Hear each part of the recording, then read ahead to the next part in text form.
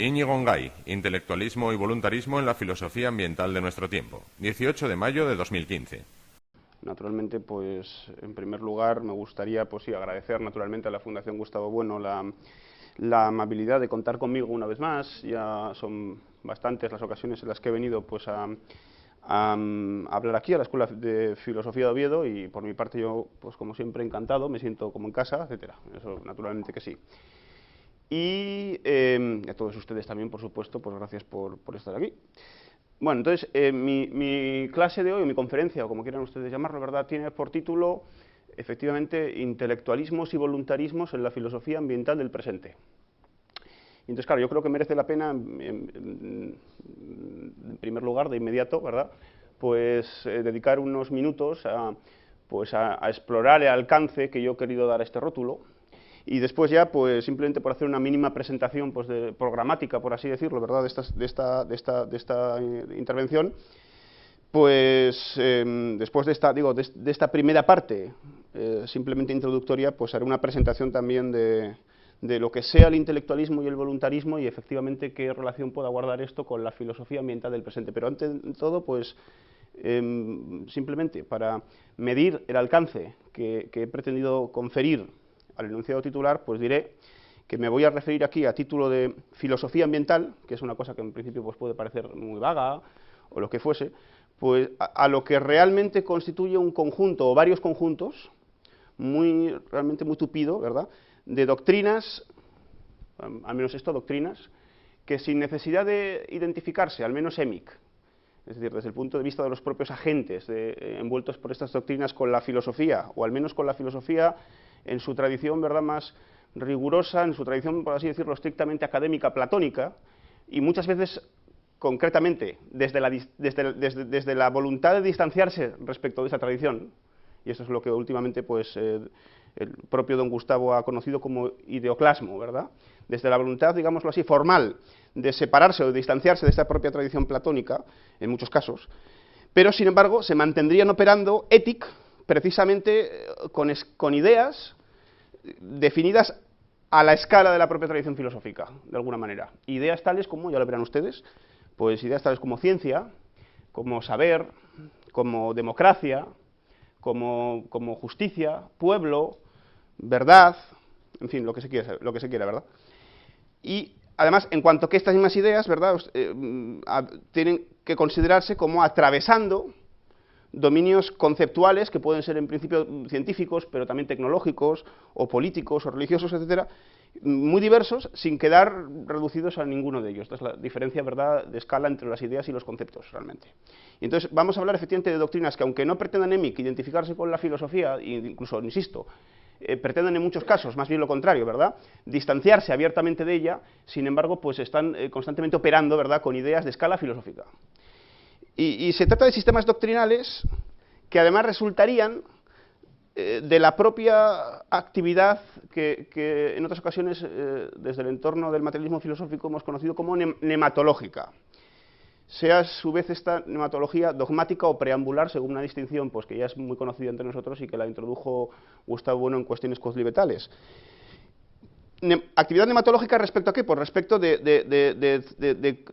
componentes morfológicos, por así decirlo, por ejemplo, tecnológicos, propios de instituciones muy complejas o de complejos instituciones, que los sistemas nematológicos de referencia estarían envolviendo ideológicamente, a la manera como, si se quiere utilizar esta analogía, el mito envuelve al rito, pero de un modo además conjugado, de manera que ni cabe decir que el mito se reduzca al rito ni viceversa, ¿verdad?, sino que ambos momentos están, por así decirlo, ¿verdad?, interferidos constantemente.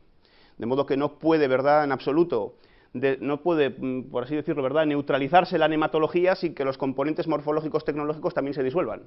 Esta es la cuestión, ¿verdad? Y sobre todo estas actividades nematológicas, vamos a decirlo así, doctrinales, están envolviendo estos componentes morfológicos, que ahora vamos a decir cuáles son, ¿verdad?, en particular pues la ciencia o la democracia o lo que fuese, también en sus colisiones morfodinámicas, vamos a decirlo así, con otras terceras instituciones, con las que cualquier institución compleja o complejo de instituciones tienen que enfrentarse en el momento presente. Y supuesto además que esas terceras instituciones estarían también envueltas por sus propios componentes nematológicos. Y la cuestión es que estos saberes nematológicos precisan, por su propia conformación, ¿verdad?, por su propia conformación precisan enfrentarse con ideas que además tenderían a quedar anudadas unas con otras, ¿verdad?, según un tejido característico que habríamos de considerar a su modo, de alguna manera, ¿verdad?, secundum quid, filosófica, aunque sea a veces, eso sí, la filosofía por modo galeato, es decir, por aquella modulación de la filosofía que precisamente se caracteriza por negarse a filosofar. Yo decía Aristóteles, ¿verdad?, que es necesario filosofar, si se filosofa porque se filosofa, y si no se filosofa precisamente porque hay que exponer las razones por las que no, ¿verdad? Y entonces, concretamente, aquellas nematologías a las que nos vamos a referir aquí coinciden, denotativamente por lo menos, con los fundamentalismos, o con algunos de los fundamentalismos a los que se ha referido el propio profesor Bueno en sus cursos sobre este tema, y últimamente pues, estos cursos han aparecido con forma de un artículo muy largo, ¿verdad?, en el Basilisco, en el último número. Y claro, estas doctrinas fundamentalistas, o esos temas doctrinales fundamentalistas, pues serían en el eje radial el fundamentalismo científico y en el eje circular el fundamentalismo democrático. Entonces, esto es lo que vamos a entender aquí por filosofía ambiental del presente.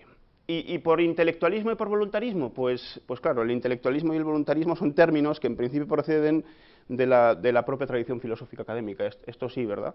Y además, al parecer, según muchos, estos dos términos dividirían, por así decirlo, dualmente, según muchos, no estoy diciendo yo comprometiéndome con esta afirmación, ¿verdad?, dividirían dualmente pues a las figuras más relevantes y más representativas de esta propia tradición, según series de oposición polar, por así decirlo, en muchos manuales, ¿verdad? En la manualística esto es un tópico.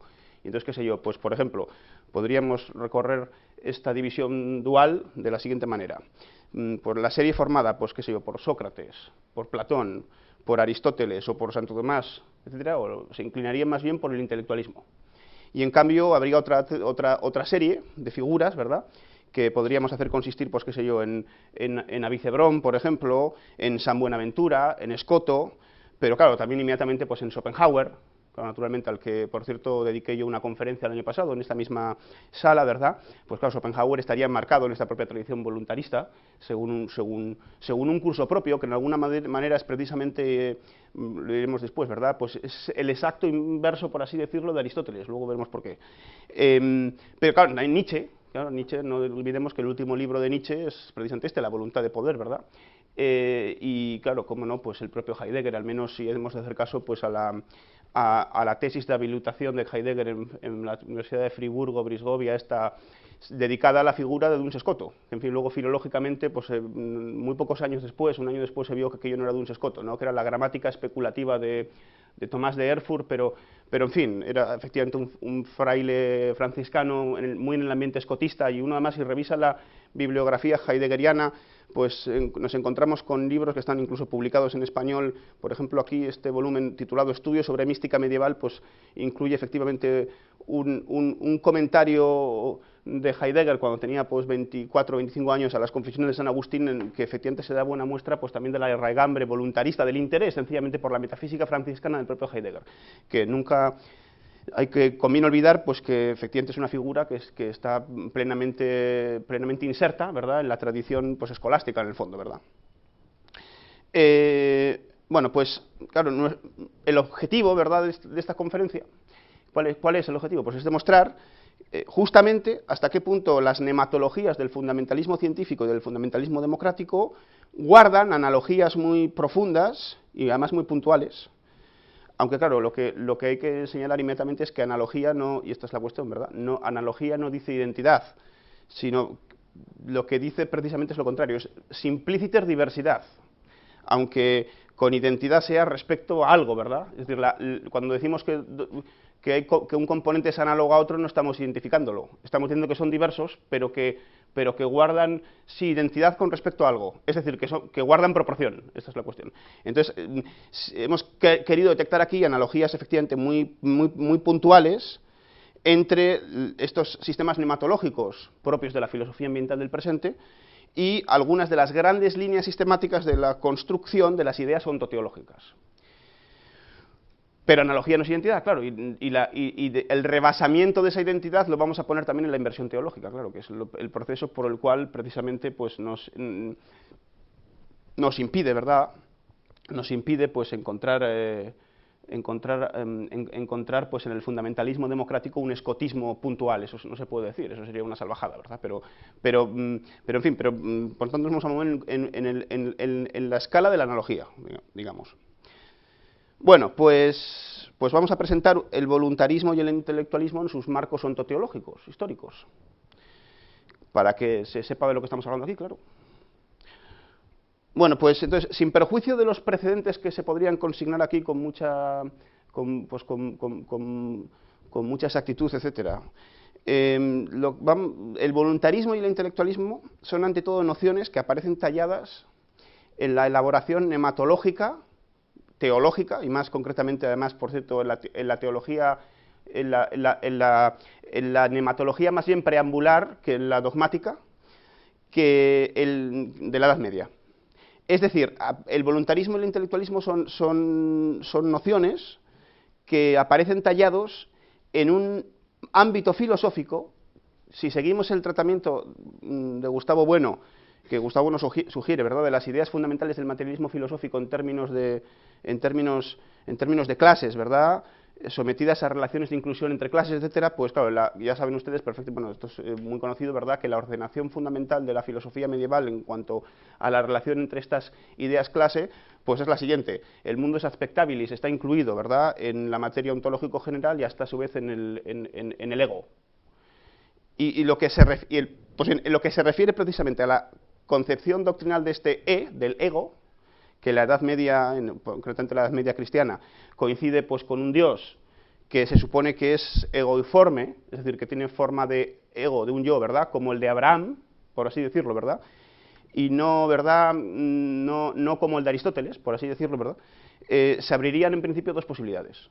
Esto es la forma más, ¿verdad?, pues más inteligible, creo yo, algebraicamente de ordenar esta cuestión, es decir, que se abren dos posibilidades. O bien, en algunos casos, se tiende a subordinar la voluntad divina, que es un atributo operativo inmanente, que decían los escolásticos.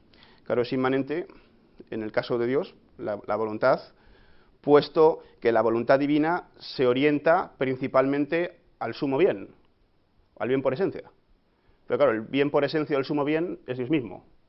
Y entonces, digamos que la voluntad divina, en principio, in recto, no quiere nada que no sea el mismo Dios. Porque si se supusiera, ¿verdad?, que la voluntad divina se orienta principalmente al mundo, entonces esto, pues, desde el punto de vista de la teología natural, pues supondría una especie de merma en la perfección divina. ¿Cómo se podría explicar que un ser perfecto pudiese querer absolutamente algo? Esto es, ¿verdad?, esto ya se dio cuenta perfectamente, pues, por ejemplo, Aristóteles, ¿verdad?, esto no, o Platón, es decir, esto no, ¿verdad?, no, naturalmente que no. Entonces, por eso los escolásticos decían que la voluntad es un atributo, dicen, operativo, porque da lugar a operaciones, pero inmanente. Pero, claro, esta voluntad divina, digo que la primera posibilidad, ¿verdad?, cabría pensar que queda subordinada, ¿verdad?, a la intelección o a la ciencia divina, como atributo operativo también inmanente. No se lo pierdan. ¿Por qué también inmanente? Pues porque la ciencia divina, sobre todo, es, o principalmente, ¿verdad?, in recto, es ciencia sui, es decir, es ciencia divina en el sentido objetivo y genitivo, en el sentido objetivo y subjetivo del genitivo. Y entonces, ¿Dios no conoce el mundo? Sí lo conoce el mundo, pero lo conoce el mundo a través de su propia esencia en cuanto que causa absoluta de las criaturas, ¿verdad? Es decir, que Dios conoce al mundo, el mundo en sí mismo, a título, ¿verdad?, de su causa. Y cuando entonces, digo, cuando subordina, si se entiende, ¿verdad?, la voluntad divina como subordinada al intelecto divino, a la ciencia divina, estamos en el terreno del intelectualismo, naturalmente. Y entonces, claro, sin perjuicio de que este intelecto divino, ¿verdad?, y entonces, los filósofos, ¿verdad?, enmarcados en esta tradición, por ejemplo, eminentemente Santo Tomás, tenderían a enfatizar, ¿verdad?, la condición de Dios como ipsum intelligere subsistens, como inteligencia separada, sin perjuicio de que esta inteligencia pues tampoco no guarde más que una analogía muy lejana con la humana, porque naturalmente pues la inteligencia divina en su unidad de simplicidad pues es suprarracional, no puede proceder por silogismos, porque entonces eso pues naturalmente eso sería propio de la inteligencia de una criatura compuesta, ¿verdad?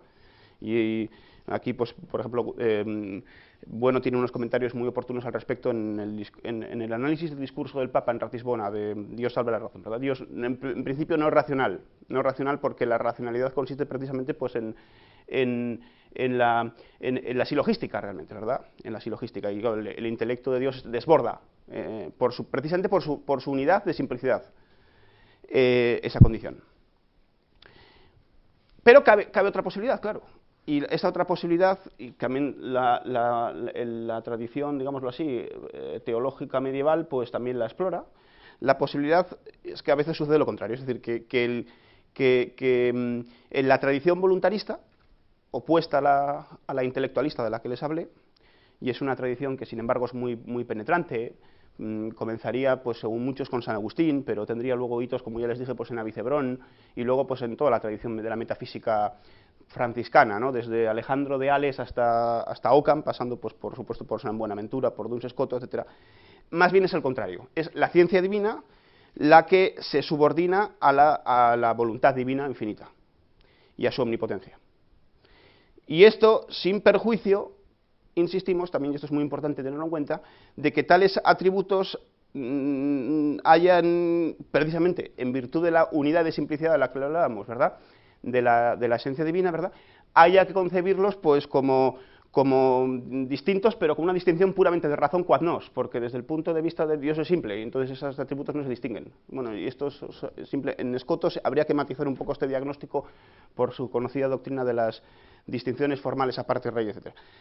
Bueno, lo interesante del caso es que estas diferencias quedan ecualizadas ampliamente en el terreno de la teología dogmática, es decir, en el terreno de la interpretación, ¿verdad?, de los dogmas, etcétera. Esas tendencias quedan ecualizadas porque en ese terreno tanto la doctrina de la fe tomista como la teología sublimine fidei de Scoto son virtualmente idénticas. Y entonces Scoto y Santo Tomás se mantienen realmente pues, muy próximos en el terreno de la teología dogmática. Pero desde el punto de vista de la teología natural, la separación sí que es de bulto. Y ante todo porque, a pesar, eso sí, de que ambas tradiciones mantienen tanto el intelecto como la voluntad, puesto que ni un intelecto puramente autotético, separado de la voluntad, como es el intelecto del noesis aristotélico, claro, ni una voluntad totalmente autotética también, ¿verdad?, separada completamente, ¿verdad?, del intelecto, como sería el caso de la voluntad schopenhaueriana pura, por otro lado, pues ninguna de estas ideas, ¿verdad?, en su condición de lisologismo, pueden ser concebidas como egoiformes. Pero, ello no obstante, la diferencia, digo, entre la tradición intelectualista y la voluntarista es de bulto por lo siguiente, al menos, porque la subordinación de la voluntad al intelecto, como es el caso pues, del tomismo, por ejemplo, tradicional, implicará, si se subordina, digo, la voluntad al intelecto, que Dios, por ejemplo, ni de potencia absoluta puede querer el mal, o puede querer lo contradictorio. Algo que, desde las premisas más bien de Scoto o de Ockham, parecería como una limitación arbitraria, ¿verdad?, de la omnipotencia divina, es decir, como si la omnipotencia divina pudiese estar, pues, haber quedado limitada ad extra por una especie de orden necesitarista, ¿verdad?, que limita la omnipotencia y que desborda o que realmente, ¿verdad?, rebasa su voluntad suprema. Y entonces, claro, según la posición, ¿verdad?, de los voluntaristas, por ejemplo, de Scoto, etcétera, o sobre todo muy claramente en Ockham, Dios lo puede todo. No solo lo posible. Claro, el tomismo, la fórmula tradicional es la omnipotencia divina consiste en poder hacer lo que es posible. No poderlo hacer todo, digamos, omnímode, porque entonces Dios podría hacer un triángulo con 5 ángulos, y eso es contradictorio. Entonces, según San Tomás, Dios no puede hacer lo contradictorio, pero según Ockham sí, porque decir que Dios no puede hacer lo contradictorio es algo así como pretender que Dios tiene una omnipotencia limitada. Una omnipotencia limitada, eso ya no es una omnipotencia, ¿verdad? Y entonces, claro, estas contradicciones que son muy indiciarias, por cierto, del hecho de que la idea de Dios no es una idea, sencillamente esto, ¿verdad? Sin embargo, reciben un curso pues, de construcción realmente sutilísimo en muchísimos escolásticos, pero la situación es, bueno, al bulto más o menos la que les he descrito aquí. Ahora bien, claro, Alguien, pues claro, se preguntarán ustedes, ¿verdad? Y con toda razón, pues ¿qué tendrá todo esto que ver con la filosofía ambiental de nuestro tiempo? Aquí viene un individuo a hablar de nuestro tiempo y nos habla aquí que Santo Tomás de Escoto y de Occam. Bueno, pues lo que tiene que ver es lo siguiente, al menos, creo yo, Estas, sometido por supuesto a sus consideraciones, claro. Estas conexiones entre conceptos teológicos no dejan de modo alguno de actuar a su modo, con posterioridad, pues por ejemplo, al siglo XVII o XVIII. Aunque sí que es verdad que actuarán de otro modo, claro.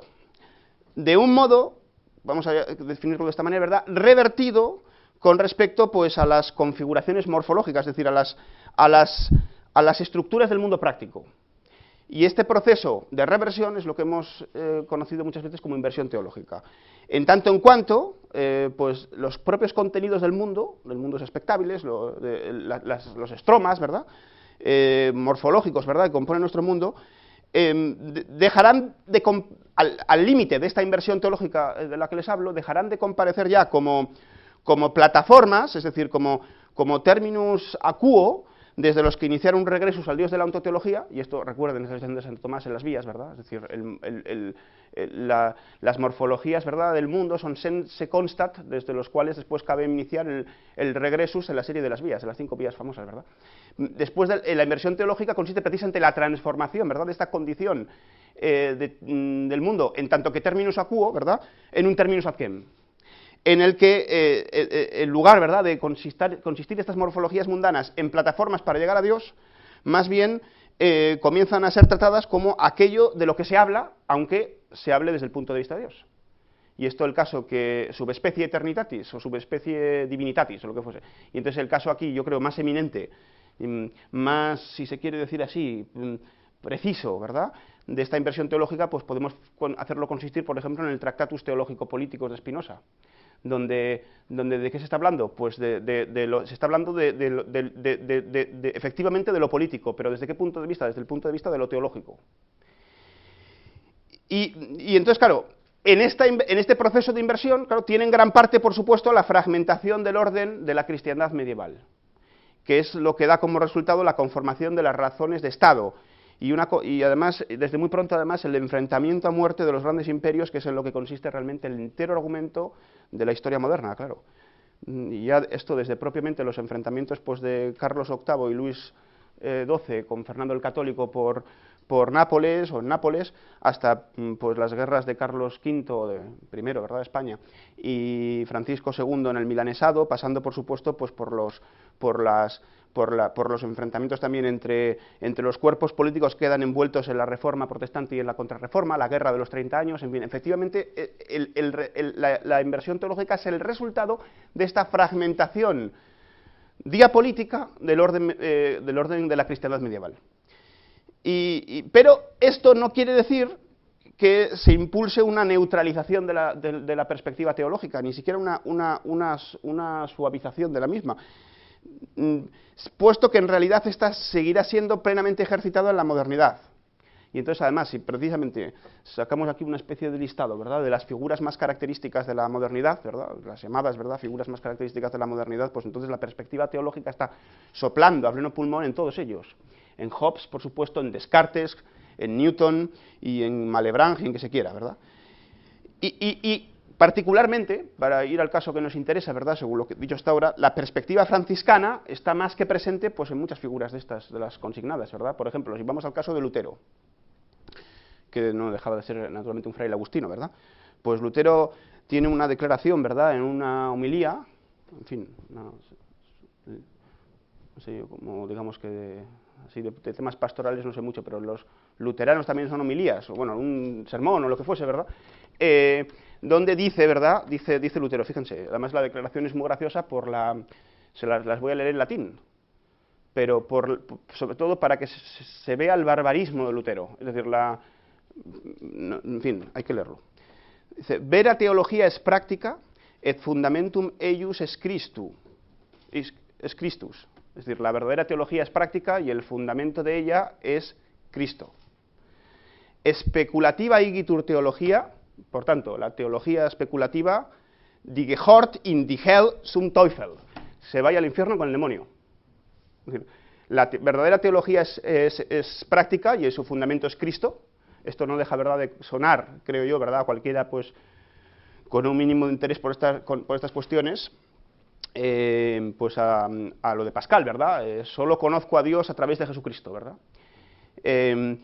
Y la teología especulativa al infierno con el demonio. Esto es el barbarismo, ¿verdad? No solamente reside en este salto tan brusco del latín, ¿verdad?, eclesiástico al alemán de Lutero, sino también pues, en esta afirmación efectivamente antidialéctica que resuena pues aquí a Pedro Damián prácticamente, ¿verdad? Es esto, ¿verdad? Pero que sigue alimentándose de una tradición muy propia dentro de la propia tradición cristiana, la de San Pablo, la de evitad necias teologías, ¿verdad? Y necias filosofías. Y claro, entonces, efectivamente, esa tradición franciscana está en Lutero, pero también en las grandes líneas del pensamiento moderno a través ya de Occam, por ejemplo, tanto en el empirismo, de Berkeley a Hume, o a Bertrand Russell, como ha demostrado pues, en algunos capítulos realmente muy afortunados y muy eruditos y realmente pues, consistentes, ¿verdad? Javier Pérez Jara en su tesis sobre Bertrand Russell, pero también en el racionalismo, en lo que se llama el racionalismo continental frente al empirismo inglés, pues también el voluntarismo a través de Occam y antes de Scotto está plenamente presente, como muestra un botón, un texto que les he traído a su consideración, que pertenece pues, a una carta escrita por Descartes a Marie Mersenne en la primavera de 1630. Y en esta carta, pues fíjense lo que dice Descartes, dice lo siguiente. Me preguntáis, esto es, ¿según qué género de causalidad ha establecido Dios las verdades eternas? Os respondo que lo ha hecho según el mismo género de causalidad por el que ha creado todas las cosas, es decir, como causa eficiente y total. Pues es cierto que Él es autor tanto de la esencia como de la existencia de las criaturas. Ahora bien, esa esencia no es otra cosa que esas verdades eternas, las cuales no concibo yo que emanen de Dios como los rayos lo hacen del sol, sino que sé que Dios es el autor de todas las cosas, y que esas verdades son una cosa y en consecuencia que Él es su autor. Digo que lo sé, y no que lo concibo ni que lo comprendo, pues se puede saber que Dios es infinito y omnipotente, aunque nuestra alma, siendo finita, ¿verdad?, no lo pueda comprender ni concebir, de la misma manera que podemos tocar con las manos una montaña, pero no abrazarla, como haríamos con un árbol o con cualquier otra cosa que no excediese el tamaño de nuestros brazos. Pues comprender es abrazar con el pensamiento, pero para saber una cosa es suficiente con tocarla con el pensamiento. Y ahora viene a lo que quería yo llegar, ¿verdad? Preguntáis también, ¿quién ha necesitado a Dios a crear estas verdades? Y yo digo que ha sido tan libre de hacer que no fuese verdad que todas las líneas trazadas desde el centro hasta la circunferencia fueran iguales, como de no crear el mundo. Y es cierto que esas verdades no están más necesariamente unidas a su esencia que las demás criaturas. Preguntáis qué ha hecho Dios por producirlas, y digo que por el hecho mismo de que las ha querido y comprendido desde toda la eternidad, las ha creado, o bien, si no atribuís la palabra creado más que a la existencia de las cosas, las ha establecido y hecho. Pues en Dios es una misma cosa querer, entender y crear, sin que una preceda a la otra, ni siquiera lógicamente. Es decir, yo digo que ha sido tan libre Dios de hacer que no fuese verdad que todas las líneas trazadas desde el centro hasta la circunferencia fueran iguales, como de no crear el mundo. Es decir, que efectivamente estas verdades geométricas, etcétera, dependen absolutamente de la omnipotencia divina y son, por lo tanto, contingentes. Esta es la cuestión, ¿verdad? El contingentismo, ¿verdad?, más absoluto, que se sigue, por supuesto, pues de la omnipotencia divina, entendida en términos voluntaristas. Claro, pero esto en Santo Tomás no es así. En el intelectualismo, la tradición intelectualista, más bien ¿verdad?, postula que la omnipotencia divina está de alguna manera limitada por un orden externo y que es un orden necesario. Y entonces esta es efectivamente la polémica, ¿verdad?, voluntarista e intelectualista que, como vemos, se mantiene coleando después de la invasión teológica. Bueno, y en el presente, ¿verdad?, y aquí esto efectivamente es lo... Vamos a acotar, ¿verdad?, el terreno de lo que quería yo hablarles hoy, ¿verdad? Pues naturalmente tenemos los casos de dos realmente, ¿verdad?, nematologías pues muy pregnantes y muy presentes, ¿verdad?, en el mundo en marcha, que son el fundamentalismo democrático y el fundamentalismo científico. Cuando nos referimos al fundamentalismo democrático, no estoy tanto haciendo referencia a la pues a las instituciones políticas en su, vamos a decirlo así, en su capa tecnológica.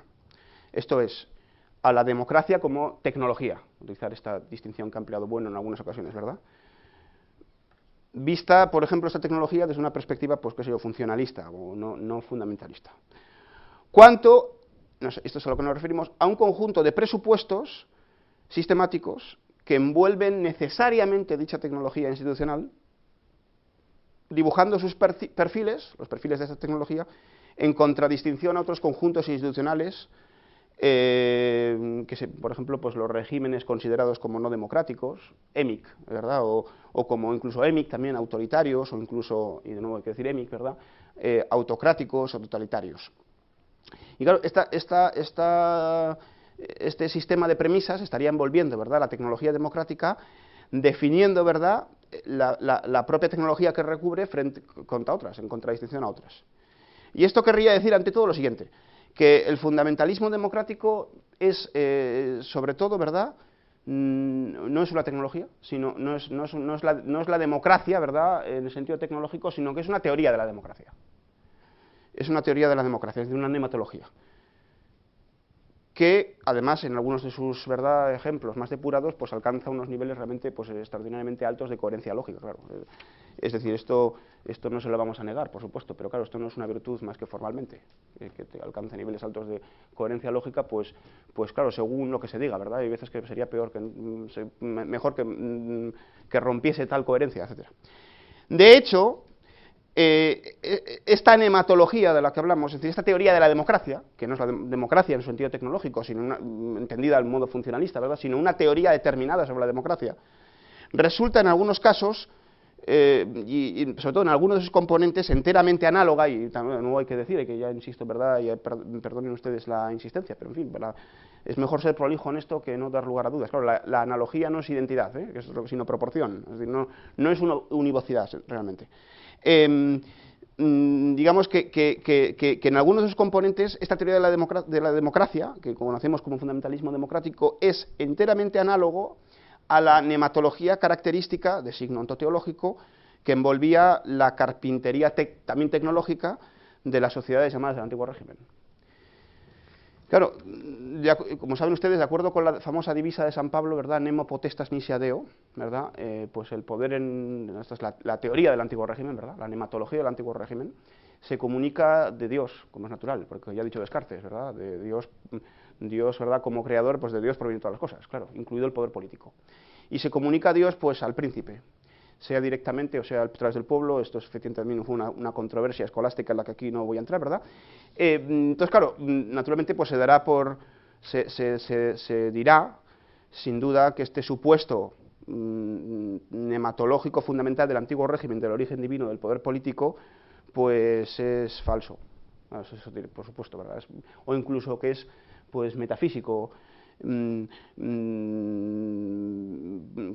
lo que los cuerpos políticos de referencia, por ejemplo, y singularmente la Francia de Luis XIV, qué sé yo, ¿verdad?, o de Luis XVI, pues tendrán que explicarse por otras vías, ¿no? Eso naturalmente, ¿verdad? ¿No? Es decir, la teoría del antiguo régimen, ¿verdad?, del poder divino del príncipe, del origen divino del poder del príncipe, que es una teoría de origen paulino, no explica efectivamente los cuerpos políticos del antiguo régimen, que tendrán que explicarse por otras vías. Pero claro, también hay que reconocer que esas vías, por cierto, desbordan en su realidad tecnológica, ¿verdad?, es decir, en la realidad tecnológica de las propias instituciones que atraviesan las capas y las ramas de dichas, ¿verdad?, sociedades políticas, desbordan también las propias nociones de monarquía y de absolutismo, por completo. De modo que fuera, ¿verdad?, de la ideología, ¿verdad?, fuera de la ideología, el poder no es nunca una entidad simple, es decir, no es una sustancia aristotélica, y por tanto el concepto mismo de monarquía absoluta es el mismo un concepto que se mueve en un horizonte también nematológico de carácter completamente metafísico. Es un concepto como mucho émic, pero jamás se podrá decir étic, ¿verdad?, porque efectivamente la Francia de Luis XIV no era una monarquía absoluta, más que émic, en todo caso, ¿verdad? Es decir, que es falso de toda falsedad que la Francia de Luis XIV gobierne uno, eso es natural, ¿verdad?, que es decir, que eso no nos podemos extrañar, ¿verdad? Y sobre todo esto, que el poder político no es una unidad de simplicidad, claro, no es una sustancia aristotélica. De acuerdo, entonces estamos de acuerdo que efectivamente esta teoría paulina, que es la nematología propia del antiguo régimen, como teoría del poder político de las sociedades políticas del antiguo régimen, es falsa. Pero, aquí viene la segunda parte, habrá que decir otro tanto, y además por motivos enteramente análogos, del poder del pueblo.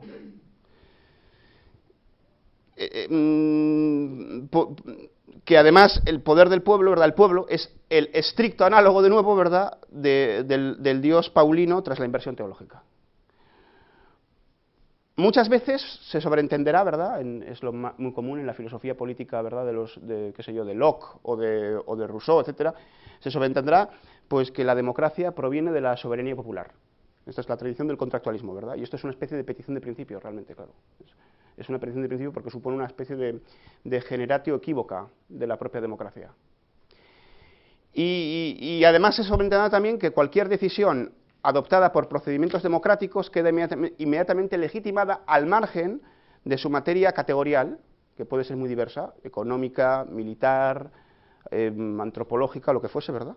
De suerte que pareciese, ¿verdad?, que el pueblo demócrata, que en el plano nematológico detenta el poder político, lo asume realmente a la manera, ¿verdad?, del Dios voluntarista, del Dios de Occam, que puede también tomar cualquier decisión en su voluntad omnipotente al margen del contenido categorial de la misma, simplemente por el hecho de tomarla.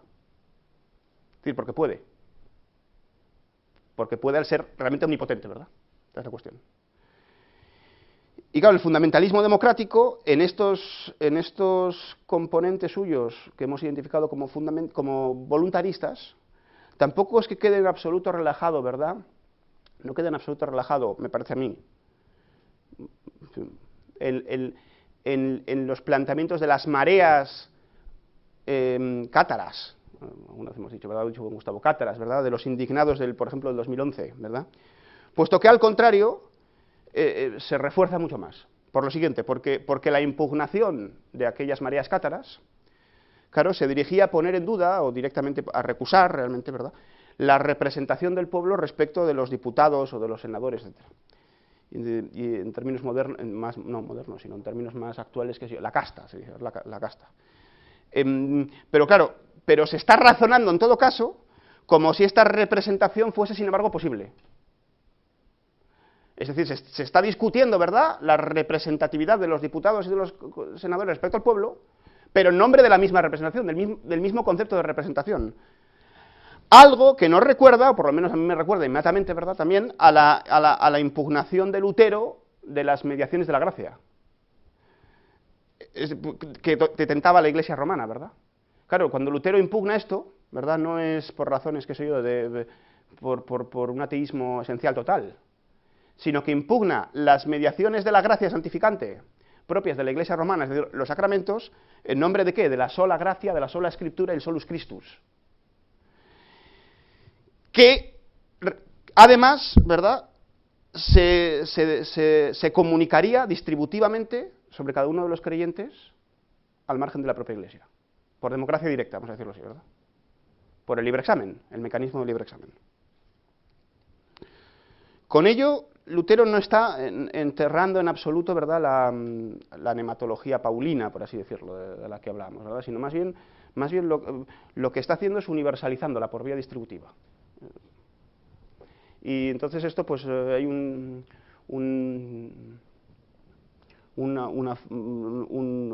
quiasmo de Marx, de estos que componía Marx, que a mi juicio está muy puesto en razón, ¿verdad?, y además es muy ingenioso, como siempre, Marx. El quiasmo es: Lutero convirtió, ¿verdad?, a los curas en seglares bajo el procedimiento de convertir a cada seglar en un cura. Y esto efectivamente es así, ¿verdad? Y entonces, en efecto, no se trata tanto de verdad de enterrar, ¿verdad?, la doctrina de la gracia santificante, sino más bien de universalizarla. De modo que la gracia santificante en el sobrenaturalismo luterano se ha comido la naturaleza. Esta es la cuestión. Y lo mismo cabe decir de las mareas sácratas, que no están discutiendo la propia idea metafísica absolutamente de representación, sino propia del fundamentalismo democrático, sino que están precisamente universalizándola.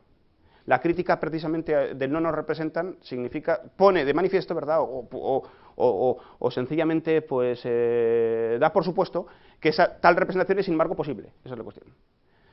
Y además, este es el mismo caso también, ¿verdad?, al menos mutatis mutandis, vamos a decirlo así, del partido político Podemos, que lleva el fundamentalismo democrático incluso en su propio nombre, ¿verdad?, el demos, pero que también lleva en su propio nombre el voluntarismo escotista, Podemos, ¿verdad? En la medida en que se está dando, por supuesto, escotistamente, que el demos soberano al que se trata de recuperar, ¿verdad?, de recuperar, es omnipotente en su voluntad, incluso en relación a un conjunto de planes y programas cuya viabilidad categorial es muy discutible. Claro, si ustedes revisan, ¿verdad?, los planes y programas, ¿verdad?, supuestos, ¿verdad?, del programa, ¿verdad?, de Podemos, pues entonces lo que se da cuenta uno es que precisamente la premisa de fondo es la escotista. El pueblo es omnipotente y puede, por tanto, incluso pues tomar, llevar a cabo planes y programas que son contradictorios o que son imposibles. Pero claro, esto efectivamente supone la omnipotencia. Y esto nos introduce en un terreno que no es el propio del marxismo tampoco, es el propio marxismo del ocamismo en el sentido siguiente, en que Ockham, ¿verdad?, como ustedes saben, pues dice que, claro, que en virtud, ¿verdad?, esto no lo llega a decir ni Escoto, pero Ockham sí lo dice, que en virtud precisamente de la omnipotencia divina, pues el principio de contradicción es un principio puramente lógico, dice Ockham, como si con eso estuviese diciendo algo, es decir, puramente, si se quiere decir así, tal y como lo ve Ockham, pues verbal, puesto que en el mundo todo es contingente precisamente en relación a la omnipotencia divina. Bueno, pues ese contingentismo ocamista creo yo que está pues absolutamente, ¿verdad?, de pleno pulmón en el fundamentalismo democrático de este partido político concreto. Es un contingentismo absoluto respecto de las propias morfologías mundanas. Y además, como corroboración, si se quiere, ¿verdad?, fenoménica de este análisis, pues me gustaría referirme aquí a algo que pasó hace muy poco, que no sé si vieron ustedes, pero búsquenlo por internet porque el vídeo no tiene desperdicio. Es una intervención de Monedero, ¿verdad?, el inspirador, ¿verdad?, de esta formación política, etcétera, pues como ustedes saben, pues un profesor de ciencia política de la Universidad Complutense, y Monedero intervino, ¿verdad?, en los primeros encuentros espirituales Podemos, junto con un conjunto de monjes budistas, de pastores protestantes y de curas católicos también, y después de una serie de oraciones y de danzas, etcétera, pues Monedero declaró: Podemos acoge a un Cristo humano, con lo cual es redundante de alguna manera, ¿verdad?, pero en fin, un Mesías hecho gente, es decir, el Dios de la ontoteología, ¿verdad?, hecho gente, el pueblo. Esto es el demos del Podemos, y el demos del Podemos es tan omnipotente como el Dios paulino. Esta es la cuestión. Claro, desde nuestras coordenadas, en cambio, pondríamos a esta concepción de la democracia, que es además puramente formalista y que además está circunscrita siempre, ¿verdad?, a la capa conjuntiva, una concepción materialista que tiene en cuenta la totalidad de las capas de la sociedad política y que evite, sobre todo, entender la sustancialización de la forma democrática. Pero en fin, vamos a ir a la segunda gran nematología, ¿verdad?, de la que les quería hablar hoy, y es el fundamentalismo científico. Y vamos a hacerlo desde la perspectiva, ¿verdad?, de intentar explorar, si se quiere decir así, los componentes que podamos reconocer intelectualistas en la nematología del fundamentalismo científico del presente. Claro, cuando nos referimos al fundamentalismo científico, aquí no hablamos tanto de las ciencias, por lo menos no en cuanto a los tejidos, ¿verdad?, que componen sus capas básicas, por ejemplo, pues particularmente al conjunto de fenómenos arracimados en torno a diferentes armaduras que posibilitan, ¿verdad?, el regreso a los teoremas o lo que fuese, sino que más bien el fundamentalismo científico estaría dirigido a las capas metodológicas de las ciencias. Y esto no significa que las capas metodológicas puedan separarse dicotómicamente de las capas básicas, eso por supuesto que no, es decir, lo que no significa sencillamente, ¿verdad?, que la nematología contenida en las capas básicas pueda separarse de los teoremas o de las operaciones o de las relaciones de las capas básicas, porque entonces, claro, eso sería entender las ciencias un poco apelando a la dicotomía externo-interno, propia realmente de gran parte de la sociología y de la historia de la ciencia del siglo XX, pero en particular de Merton, pero que es una dicotomía que es errónea, aunque claro, tiene cierto fundamento in re, pero es errónea al menos en lo siguiente, es errónea porque porque supone una sustancialización, porque supone pensar, ¿verdad?, o supone olvidar que lo externo, como lo que es externo, ¿verdad?, desde el punto de vista de cada campo científico, solo lo es post festum, es decir, después de la segregación de teoremas, que cuando efectivamente se ha producido un cierre categorial y una segregación de identidades sintéticas, entonces, pues naturalmente podemos señalar factores que pertenecen al mundo heredado, que son de alguna manera externos con respecto a esas propias identidades sintéticas y los propios teoremas, pero, sin embargo, de los que ellos mismos se han nutrido necesariamente. Claro, naturalmente. Pero más bien lo que queremos decir con esto, por tanto, no es que las nematologías sobre las ciencias sean externas a las ciencias mismas, esto pues no sería una tesis vana, a mi juicio, sino más bien que eso sí, que las diferentes nematologías fundamentalistas representan más bien teorías sobre la ciencia, eso sí. Dicho de otro modo, las ciencias, si son algo, ¿verdad?, son instituciones o conjuntos de instituciones, ¿verdad?, complejos de instituciones, que de manera necesaria, ¿verdad?, están recubiertas también por nematologías que tienden a definir sus límites. ¿Sus límites respecto a qué? Pues respecto a terceras instituciones, claro, o a terceros complejos de instituciones. Sean estos terceros complejos de instituciones o terceras instituciones científicas, a su vez, o no científicas. Y entonces, así unas veces, pues dichas nematologías tenderán a reducir, a encapsular, digamos así, ¿verdad?, terceros campos científicos dentro del radio de una disciplina dada, por ejemplo, pues la genética o la física, muy comúnmente la física, ¿verdad?, o la química, o la biología, ¿verdad? Pero, en fin, casi se puede determinar prácticamente la historia de las ciencias, ¿verdad?, que casi toda ciencia, casi toda disciplina, ¿verdad?, exitosa, pues ha tendido a generar un torbellino triunfante, por así decirlo, ¿verdad?, que ha tendente, ¿verdad?, a absorber a la totalidad del resto de los campos científicos y tecnológicos dentro de su propio radio. Pero otras veces también ocurre cuando se presupone, por ejemplo, la manera, pues, qué sé yo, eminentemente, no solo esto, pero principalmente del positivismo vienés, del positivismo del Círculo de Viena, aunque esta tesis no es tampoco privativa del Círculo de Viena, sino que pues ha dado mucho de sí, etcétera. Cuando se presupone, ¿verdad?, que la ciencia se dice de una sola manera, es decir, una especie de monismo nosiológico, ¿verdad?, según la cual pues hay una ciencia unitaria, o puede haberla, lo que fuese, ¿verdad? Entonces, pues la reducción muchas veces procederá será una reducción, ¿verdad?, tendente, ¿verdad?, a encapsular la totalidad de la omnitudo realitatis, la totalidad de las morfologías del mundo expectables dentro del entorno de la ciencia unificada ahora, ¿verdad? Esta es la cuestión. Entonces, claro, estas colisiones, vamos a decirlo así, morfodinámicas, propias de cualquier institución, ¿verdad?, en su enfrentamiento múltiple con terceras, pues claro, naturalmente recibe interpretaciones nematológicas múltiples, hay muchas teorías de las ciencias, ¿verdad?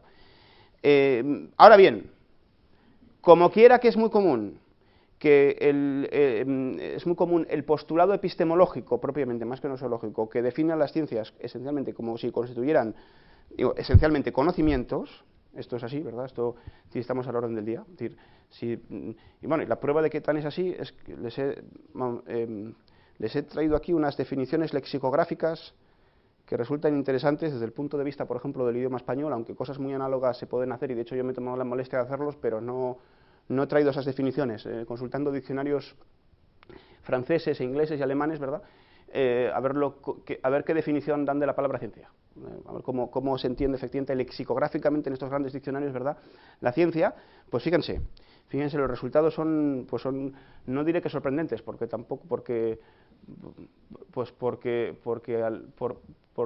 al que no es geómetra le sorprende, ¿verdad?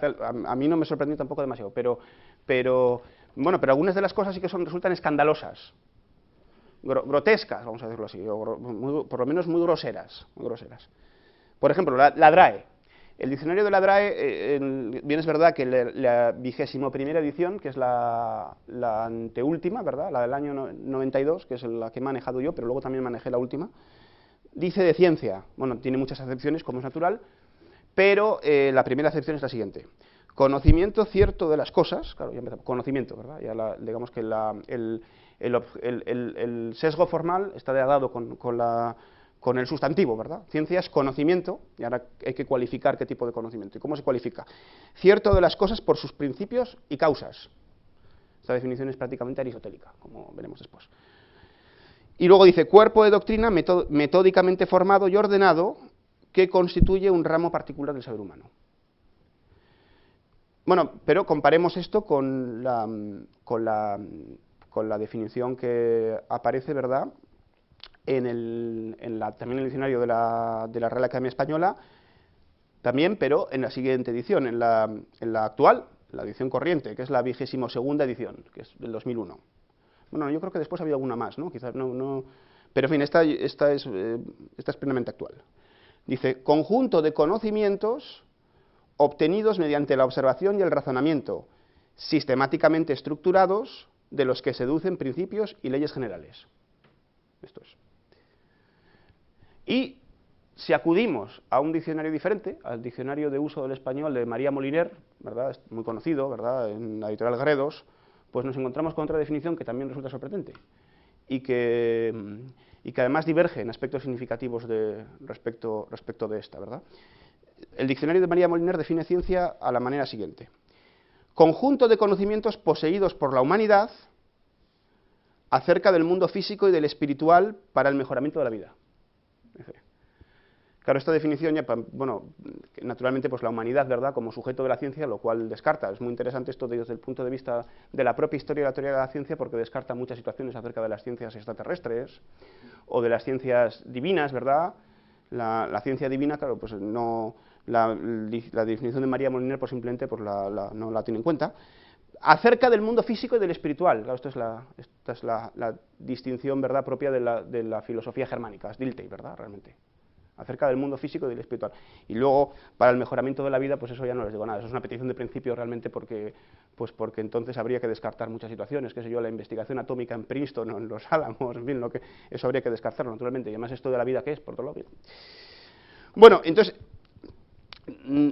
sin referirnos, ¿verdad?, a esta última definición de María Moliner, que resulta, como digo, muy interesante, yendo sencillamente a estas dos definiciones de la DRAE que les he aportado, ¿verdad?, ya se ve que aunque la primera ejercite unas coordenadas aristotélicas, que además quizás estén asumidas por vía, digo yo, etimológica, es decir, al entender ciencia, es decir, scientia, como scio, ¿no?, como saber, ¿verdad?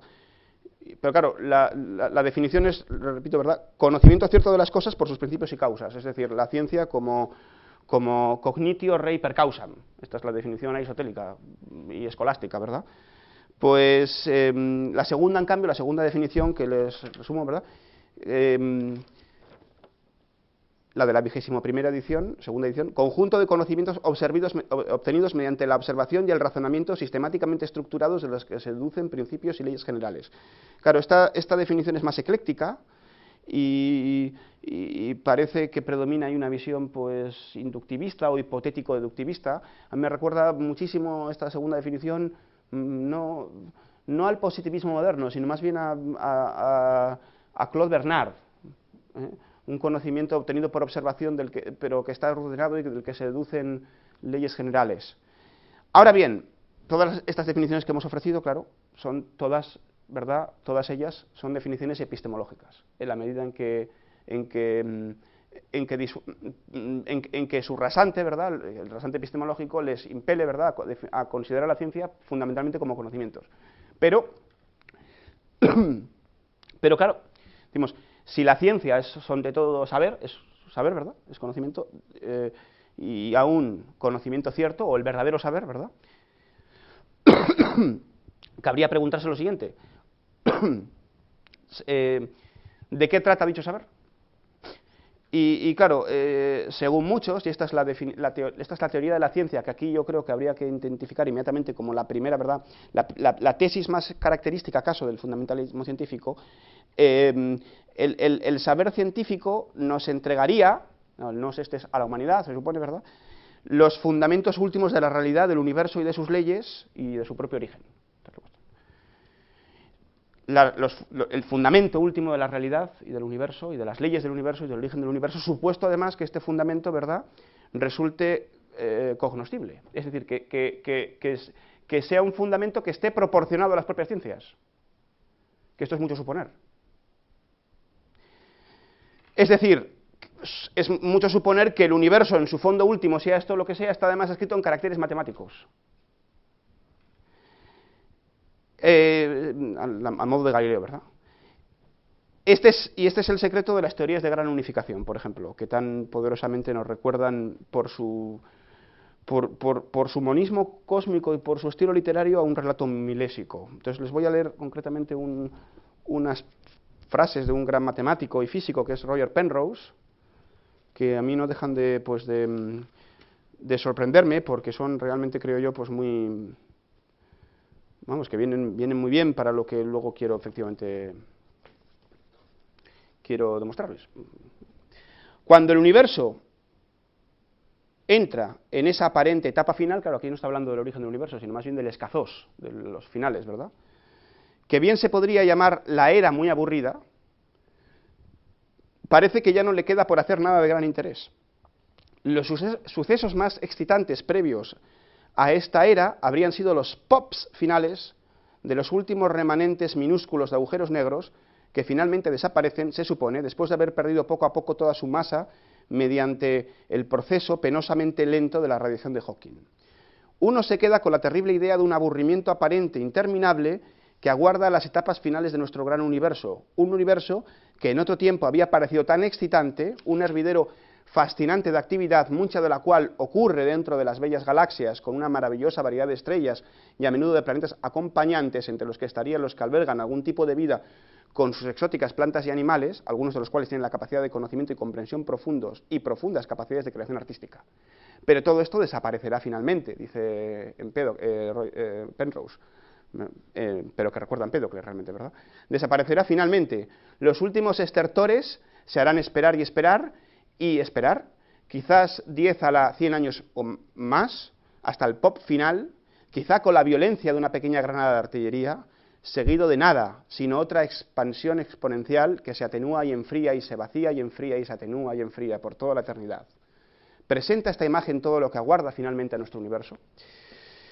No, claro, pues efectivamente, entonces, según esta concepción, ¿verdad?, según la cual la ciencia efectivamente es un conocimiento que se ocupa de estas cosas, de explicarnos cómo fue el origen del universo, cuál es su fondo último y cómo es su final, ¿verdad?, pues nos hace, a mí por lo menos, ¿verdad?, considerar lo siguiente.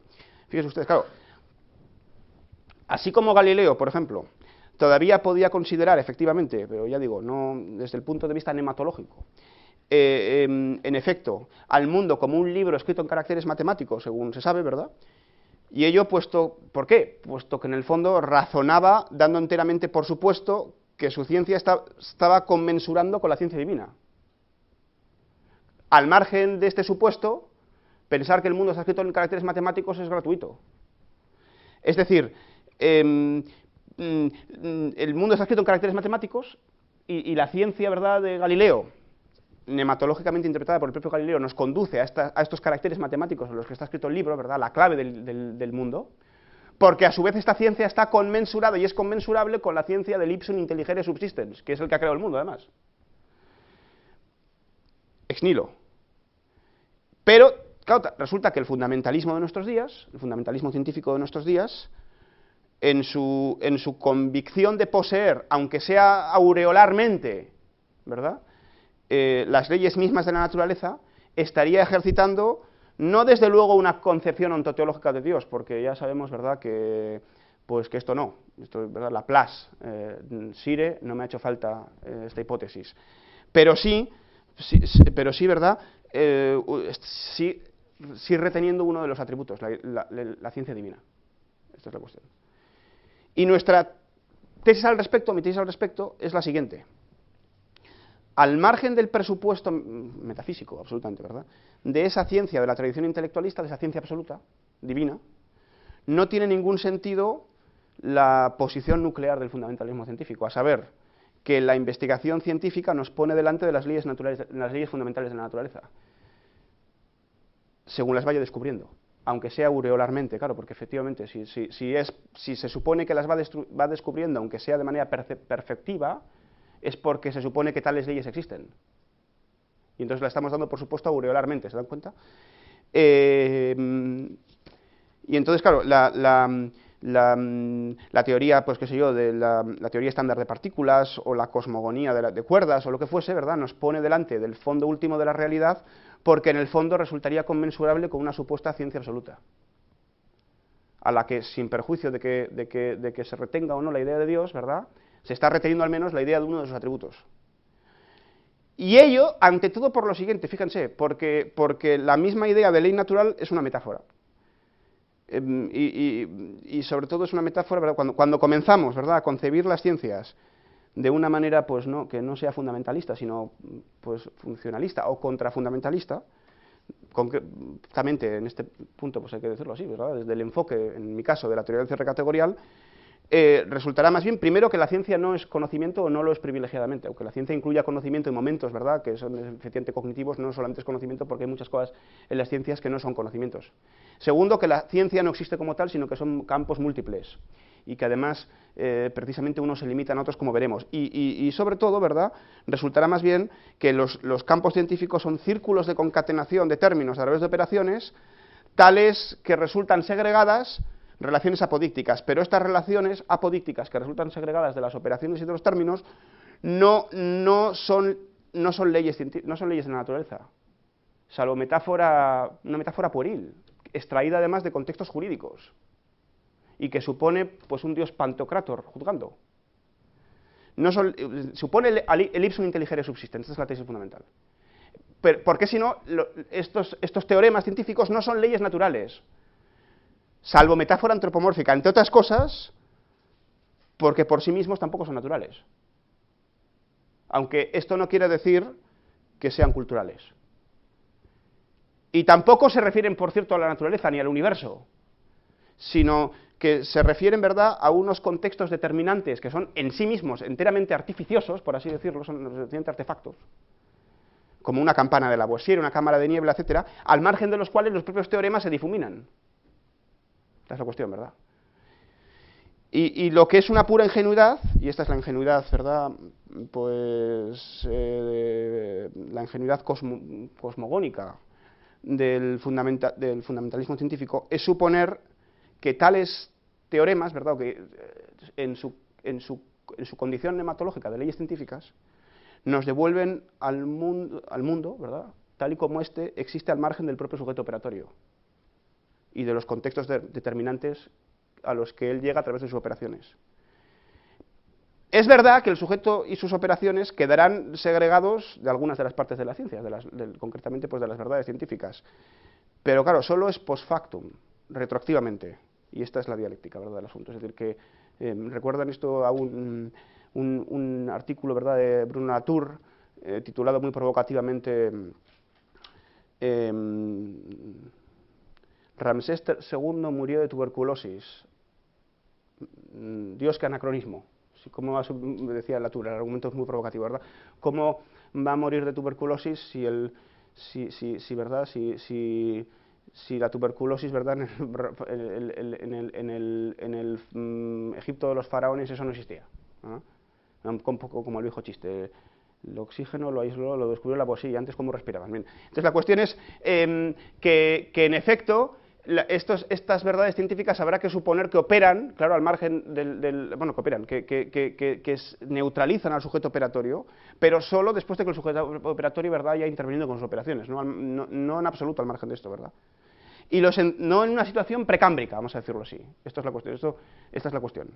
Porque entonces suponer, ¿verdad?, que las verdades científicas están operando en una situación precámbrica sería tanto como ponernos en el punto de vista de Dios.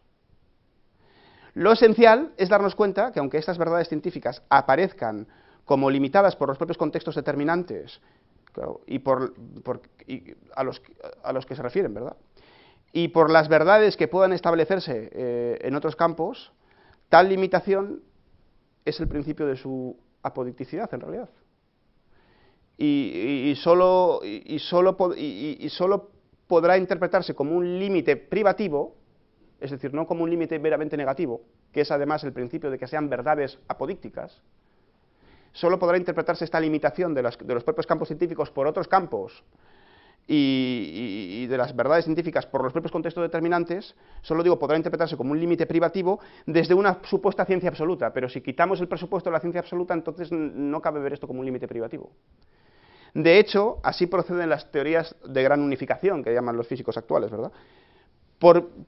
vía de la consideración de diferentes disciplinas, que por cierto en muchos casos son meras ramas de las matemáticas y en otros casos son sencillamente especulaciones totales, ¿verdad?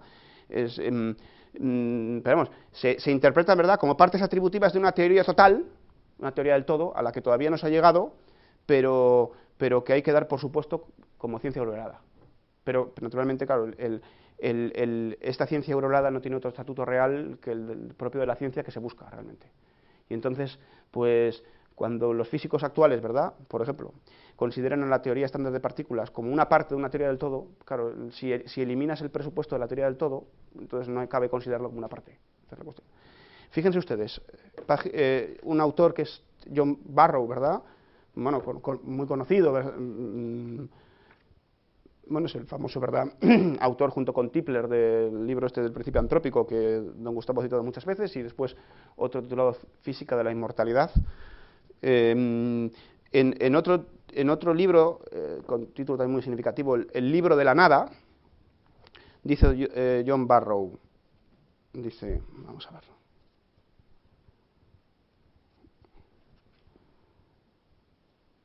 Hablando de la teoría de unificación, es decir, de la teoría de la gran unificación, dice, de las fuerzas fundamentales, ¿verdad? Dice, la unificación existe solo en el ambiente de ultra alta energía que habría existido en las primeras etapas del universo. Hoy las cosas han enfriado y lo que nos queda es buscar los remanentes de un pasado simétrico enmascarado por miles y millones de años de historia. En la energía de nuestro ambiente soportador de la vida, estas fuerzas parecen muy diferentes y la unidad de las fuerzas de la naturaleza está oculta. Es decir, la unidad de las fuerzas de la naturaleza solo está presente en los ambientes de ultra alta energía que habrían existido en las primeras etapas del universo, y en todo caso allí es donde habría que buscar la teoría de la gran unificación. Pero el protoseudon aquí pues es especialmente nítido, claro, aunque también por eso pues el texto que les he leído yo creo que es un lugar eminente, ¿verdad?, por su claridad, dado que y este es el dialelo, ¿verdad?, es una petición de principio realmente, por decirlo así. En la singularidad a la que se pretende regresar no hay física posible, esta es la cuestión. Es decir, se supone, ¿verdad?, según lo que hemos leído aquí, que la teoría de gran unificación habrá que buscarlo en el momento en que las leyes las fuerzas de la naturaleza están unificadas, es decir, en el momento, ¿verdad?, de singularidad del Big Bang. Ya a esta unidad hay que regresar, pero es que en esa unidad no hay física posible. Bueno, para concluir, simplemente, ¿verdad?, para poner las cosas un poco en sus quicios, diremos simplemente que en esta lección yo desde luego no he pretendido, ni tampoco podría hacerlo, ¿verdad?, sería impertinente, improcedente, ¿verdad?, agotar el abanico de cuestiones suscitadas por los fundamentalismos científicos y democráticos, y es obligado por referirse, ¿verdad?, a remitir a las lecciones publicadas recientemente sobre el tema por Bueno en el Basilisco, pero sí sostener al menos esta tesis, al menos esta. Esta tesis, al menos. Si es verdad que las nociones de voluntad y de intelecto, tal y como ellas mismas fueron tratadas por la tradición ontoteológica, ¿verdad?, con precedentes en Aristóteles, la voluntad, el intelecto del noesis noeseos, ¿verdad?, y con consecuentes tan importantes como Schopenhauer, ¿verdad?, la voluntad pura, ¿verdad?, de Schopenhauer, constituyen hipóstasis metafísicas, realmente, ¿verdad?, estas nociones de voluntad y de intelecto propio de la tradición ontoteológica, resultantes de la sustancialización de morfologías mundanas en el regresus, de suerte que se acaban convirtiendo pues en ideas metacósmicas, por así decirlo, y esto es así, ¿verdad? Si es verdad que la voluntad y el intelecto, de las que discutían, ¿verdad?, los franciscanos y los dominicos, sencillamente, eran ideas metafísicas, no hay razón alguna, para no decir otro tanto, de las ideas directrices de las nematologías del fundamentalismo científico y del fundamentalismo democrático que constituyen, ¿verdad?, la piedra angular prácticamente de la filosofía ambiente de nuestro presente, puesto que tales sistemas de coordenadas se moverían en un plano muy análogo al de la metafísica tradicional, aunque la analogía no sea identidad. Y esto la analogía no es claro, se diferencia de la univocidad en que es diversidad, ¿verdad?, diversidad simpliciter, pero diversidad, ¿verdad?, por sí misma, pero unidad respecto a algo, ¿verdad?, o identidad respecto a algo. Ideas análogas son las que son simpliciter diversas secundum quid eadem, ¿no?, según algo las mismas. Bueno, pues estos sistemas doctrinales nematológicos que están absolutamente disueltos, pregnantes en nuestro presente, son de alguna manera análogas, aunque no idénticas, claro, no enteramente, ¿verdad?, puntualmente pues identificables, pero sí son coordinables en muy amplio grado con las ideas propias de la tradición metafísica, ontoteológica, y claro, esto nos sitúa, ¿verdad?, en un terreno en el que, claro, el plano de esta analogía, el plano propio de esta analogía es un plano en el que aunque se haya dejado de lado, desde luego, la idea del Dios de la escolástica, o mejor dicho, la paraidea del Dios de la escolástica, porque no es realmente una idea, sino un conjunto, ¿verdad?, de ideas inconsistentes entre sí con el mundo, lo que no se ha dejado de lado son algunos de sus atributos más característicos, a saber, la ciencia y la voluntad divina. Bueno, y con esto ya doy por terminada la conferencia y nada, pues discutimos lo que quieran.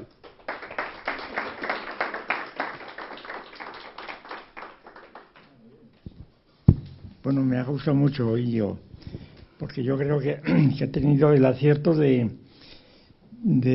identificar ciertas filosofías actuales que no se consideran tales, efectivamente, sino que se consideran la pura reexposición de la realidad, tanto en la democracia como en la ciencia. Claro, con el peligro desde luego, este análisis crítico, que yo creo que es totalmente una trituración irreversible, sin embargo no es reconocido prácticamente. Un demócrata convencido tecnológicamente y practicante inmediatamente le llamará fascista después de oír esto. Esto es un fascista, inmediatamente, ¿no? Y un científico, pues escucho decir, este es un teólogo, ¿no? Es un teólogo. Claro, la distinción que ha hecho al final entre lo que es la teología dogmática y lo que es ciertos componentes esenciales de la teología que están aquí utilizados, eso no lo entienden. No lo entienden.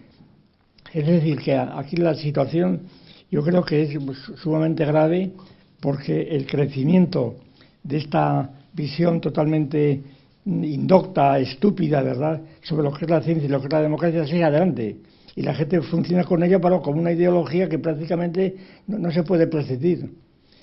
Me ha hecho mucha gracia cuando citaba el diccionario de María Moliner, que era cosas que las trae, ¿verdad? Resulta que esta señora era la esposa de un amigo mío íntimo en Salamanca, que era Ferrando, que era un... Ah, era la esposa de Fernando Lázaro Carater. No, Ferrando. No, Ferrando era un catedrático de química, de física, de químico-física, y de primera fila, ¿eh? Había estudiado en Cambridge y demás, y siempre estaba hablando de María. Y claro, él tenía, yo tengo todavía muchos libros que me daba él, y que estábamos en un colegio mayor y comíamos juntos durante 3 o 4 años, ¿verdad? Y tertulias teníamos y demás. Y era un hombre extraordinario, un hombre muy culto, muy sabio, y sobre todo era uno de los pioneros que habían introducido aquí la física de Schrödinger y demás, ¿verdad? Y entonces, pues siempre está hablando de María, y claro, la impresión que sacábamos todos los que le escuchamos es que María era, con todos los respetos, era medio tonta. A pesar de la fama que ha tenido, porque tendrá sus virtudes el diccionario. Yo alguna vez lo he consultado y he dicho, no sirve para nada, realmente. Es todo lo contrario. Por eso me ha hecho mucha gracia, pero es un ejemplo típico, ¿verdad?, de definición totalmente. Ella estaba pensando, en la definición que ha dado, estaba pensando en los libros de su marido sobre física, ¿no?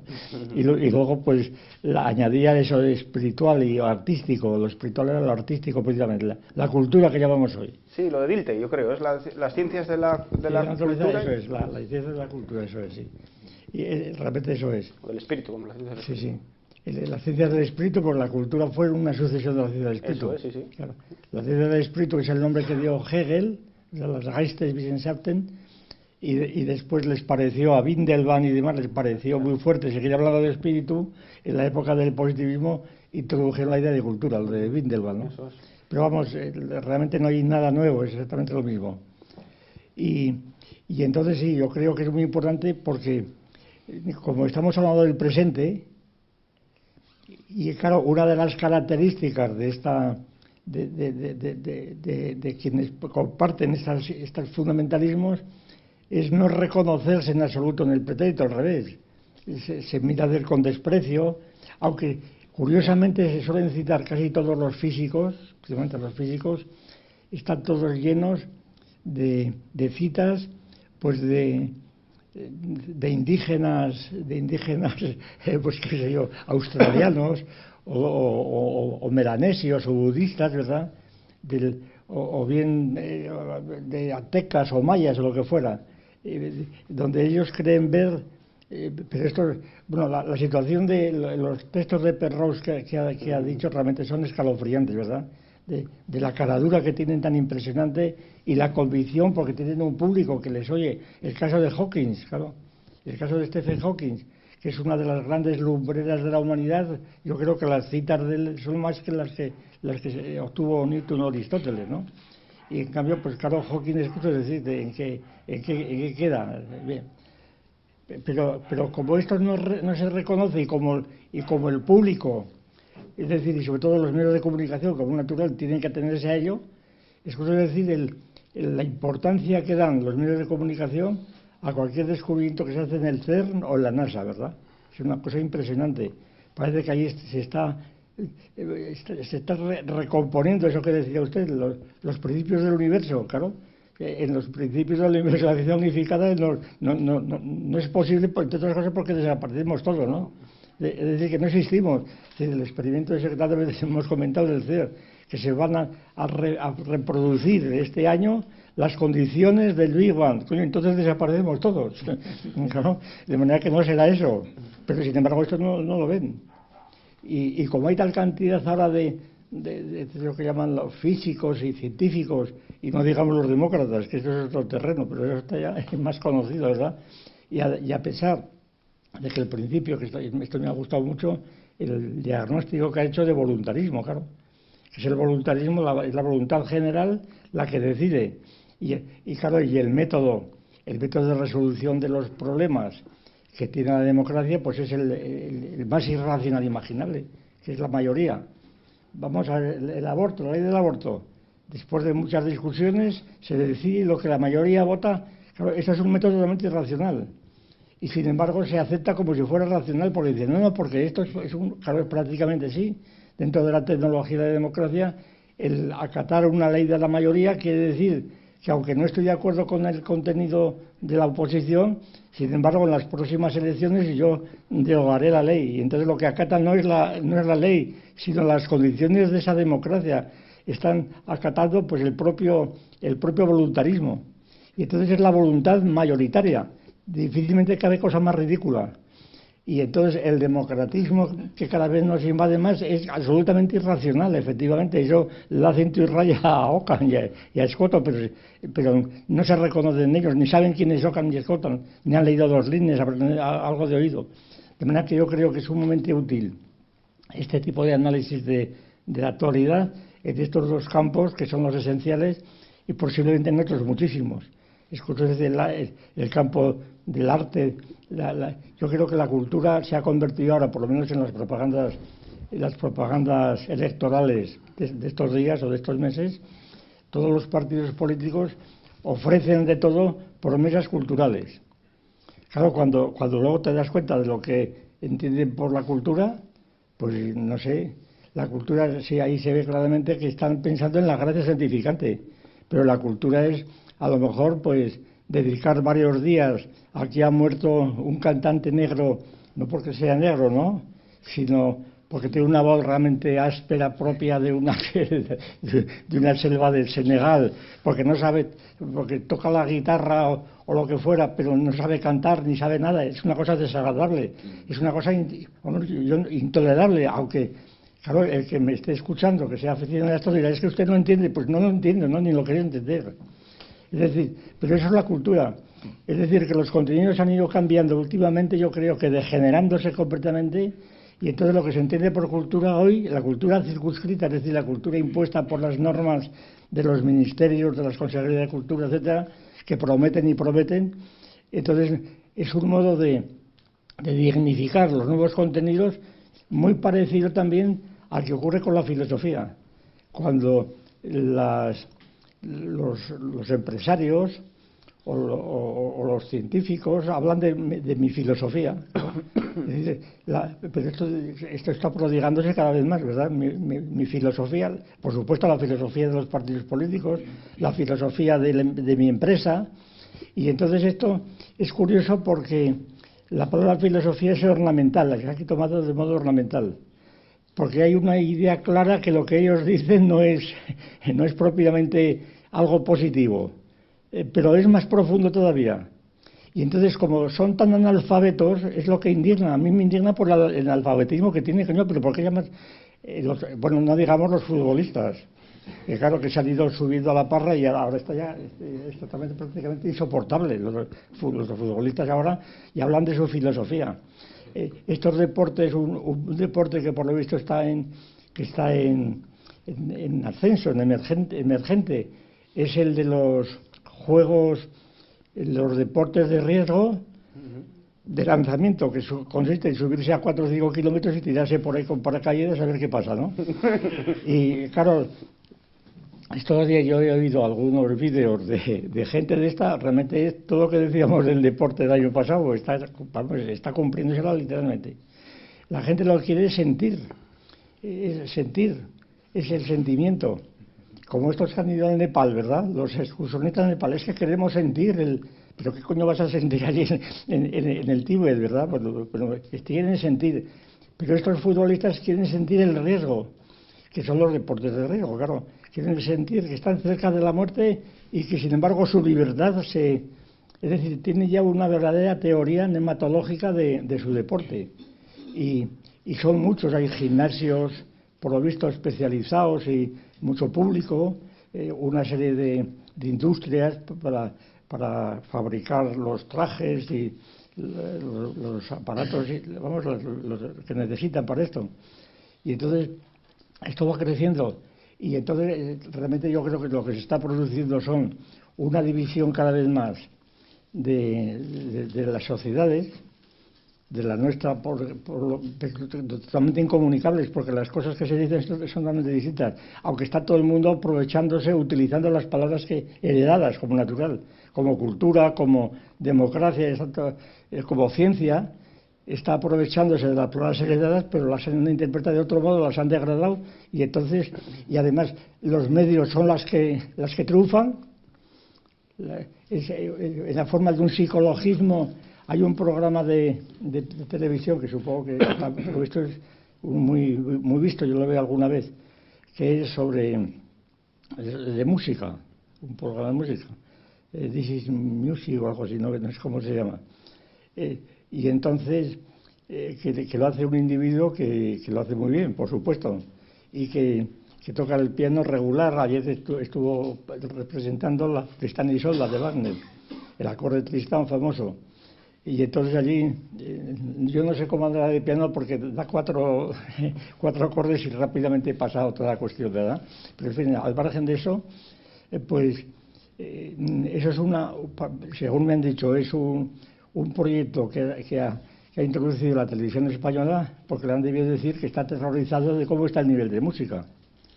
El nivel de la música, antes había conciertos de la propia orquesta de televisión, ahora ya no, ahora son gente que vaya a cantar para sentir delante de una obscenidad. Son artistas que van a sentir delante de un público para que el público sienta con él. Y entonces ponen caras rarísimas, ¿verdad? De sufrimiento, flamenco. Además el flamenco tiene que ser al mismo tiempo rock y mil cosas más, porque el flamenco solo no sirve. Y esto es una degradación completa. A mí me recuerda los artistas que había en la mili en los años 40, ¿verdad? Que venía un punto así literalmente, que venía un individuo generalmente andaluz, y a mí me tocó esta experiencia de los Pirineos, ¿verdad? Venía gente, yo tenía que enseñarles a leer por mandato del coronel, y entonces hacían fiestas y eran de este tipo. Entonces las veías, pues una cosa de quintos, ¿verdad? Que ibas a esperar de ellos. Pero esto es lo mismo, ahora son los quintos que se han apoderado de los escenarios. Vete a explicarles a los quintos esto, imposible, ¿eh? Claro. Además, o a los futbolistas, se reirán de ti. Y bueno, ¿usted cuánto gana con esto? ¿No? Y claro, entonces la única justificación que tienen es pues dar millones, pues por ejemplo, para atenciones pues, realmente sanitarias, ¿verdad? Hay que ver que ha dado tantos millones, que Ronaldo ha dado tantos millones para comprar agua para Nepal, para comprar o rollos, papel higiénico, ¿verdad? Como en Venezuela, que ha comprado, se decían el otro día, 40 millones de rollos de papel higiénico para los venezolanos, pero si son 40 millones los consumen en una semana. Pero bueno, nada, pues muy bien, enhorabuena, ¿eh? Muchas gracias. Yo únicamente con yo creo que una de las formas de testar cómo está el patio, en esa descripción que ha hecho usted, se me ocurre, yo esto lo tengo comprobado hace mucho tiempo ya. Entre otros, claro, es el diario El País. Sí, porque sí. Ahí es el termómetro, ahí están, yo creo, estas dos nematologías están presentes ambas, ¿eh? Sí, es verdad. Sí. Es verdad, sí, la científica... Está, pero constantemente informes muy puntuales sobre el CERN, etcétera, y luego la democrática, pues no digamos. Sí, pero siempre con un sesgo característico, ¿verdad? Sí. Porque la científica también, el Ruiz del Vida y tal que escriben por ahí, siempre se ve por donde van, ¿no? ¿no?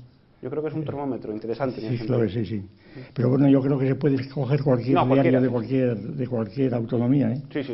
Porque ahora con los medios de comunicación hay una uniformidad impresionante, es todo lo mismo.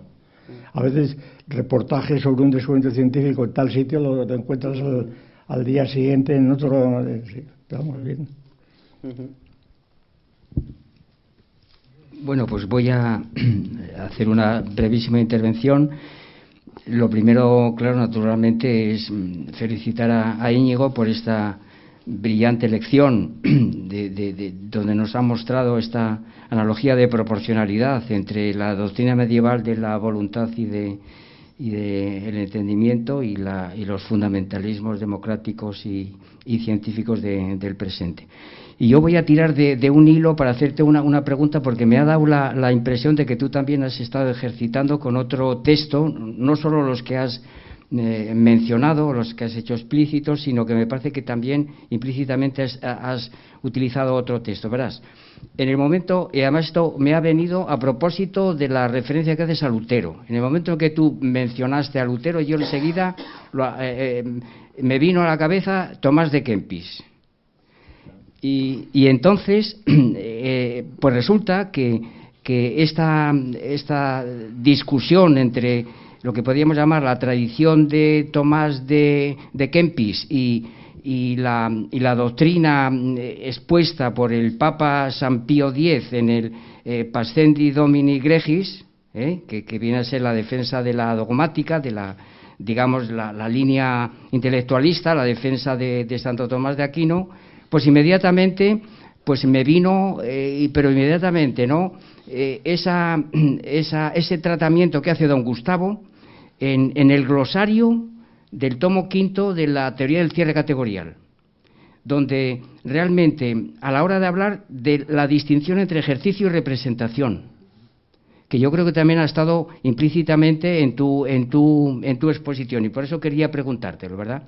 Entonces, en este trabajo de don Gustavo, que no es una simple definición, que viene a ser, a mi juicio, vamos, un verdadero tratado, aunque sea pequeño, aunque sea un opúsculo de esa distinción entre ejercicio y representación, y que precisamente pues aparecen esa distinción entre voluntarismo, intelectualismo, vis apetitiva, vis perceptiva, esse inteligere, ¿verdad? Y entonces lo que quiero decirte, bueno, por eso te hago esta pregunta, porque el resultado final que nos da, que nos ofrece al final de este tratamiento, pues es realmente el objetivo primordial, es lo que has intentado tú, ¿verdad?, que es la destrucción total de esta idea metafísica de la voluntad pura y del entendimiento puro, vamos, en una palabra.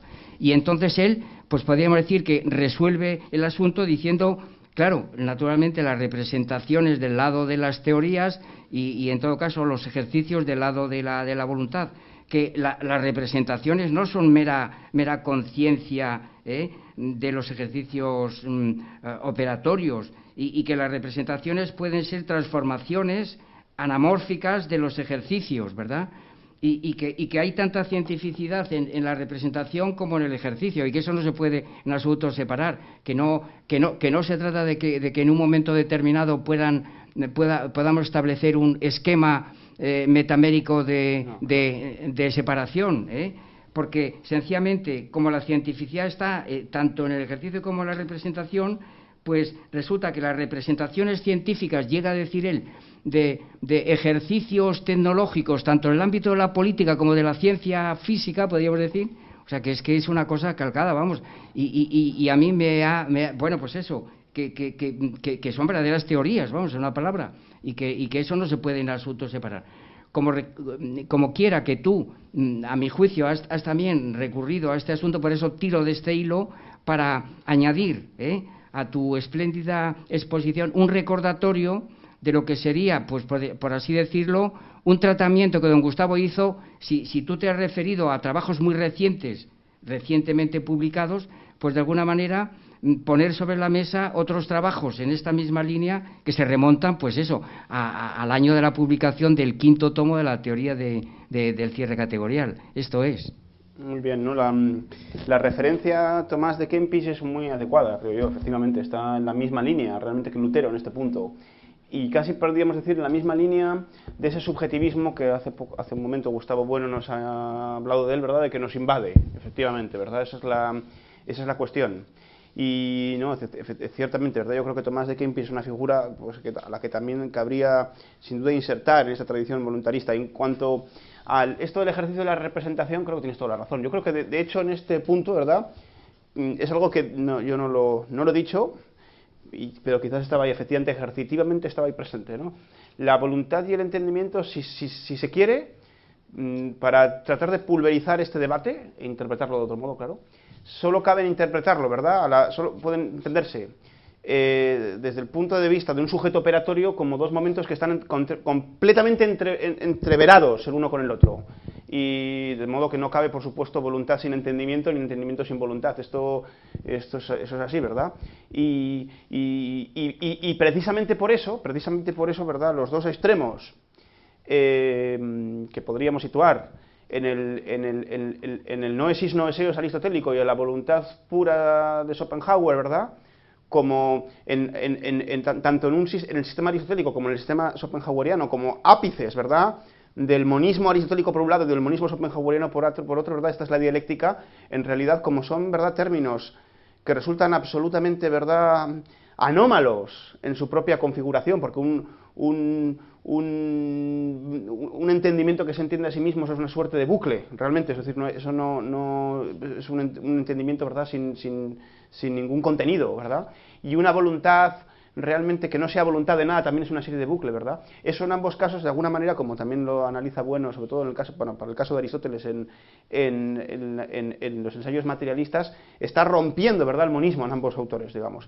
Y entonces yo creo que sí, que efectivamente tanto la voluntad como el entendimiento solo pueden entenderse como conceptos conjugados, de ninguna manera, porque efectivamente las reducciones recíprocas en las que se está ejercitando, por supuesto, pues un esquema metamérico, ¿verdad?, de conexión ahí, ¿verdad?, en el que o bien la voluntad sea reducible o subordinable al intelecto o bien viceversa, pues precisamente conducen a este debate que en sí mismo, tal y como está planteado, es irresoluble, claro, esa es la cuestión. Sí, tienes toda la razón. Sí, mi pregunta venía en relación a las cuestiones metodológicas, quizás que estaba mencionando ahora, de subordinación de la voluntad al intelecto o del intelecto a la voluntad. Esto en relación con la diferencia, por ejemplo, de la epistemología que has dicho y el conocimiento, y la nociología, al decir que las ciencias no son conocimiento. Entonces, al volver a los conceptos griegos de episteme o de gnosis, esto en cuestión metodológica, en el sentido de relacionarlo con el entendimiento agente, por ejemplo, ¿no?, o con el nous. ¿Cómo añadir un tercer término a este dualismo, quizás para cuestiones metodológicas que diera más juego, ¿no? Porque, por ejemplo, a propósito, no sé, se me ocurre algo, ¿no?, de que aquí, hablando de budistas, hay un tal Osho que tiene escrito ahí de filosófico, bueno, él se hace llamar místico, ¿no? Y entonces, precisamente, al negar la inteligencia, que quizás él la identifica con la mente, habla de la no mente.